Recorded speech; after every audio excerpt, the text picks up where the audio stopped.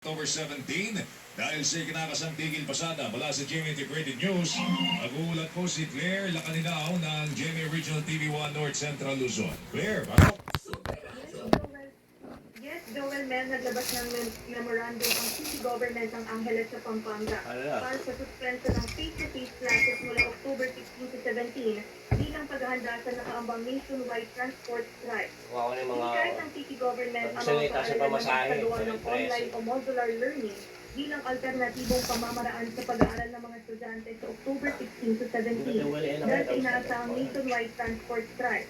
Sa pakikipag-ugnayan ng city government sa ilang transport group sa syudad, marami sa kanilang miyembro ang nagkumprima na lalahok sa kilos protesta sa susunod na linggo.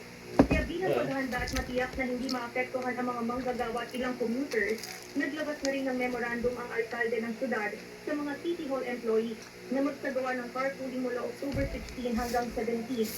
Umupa rin ang city government out ng mga rescue bus para kumalalay sa mga individual na pangangailangan ng transportasyon.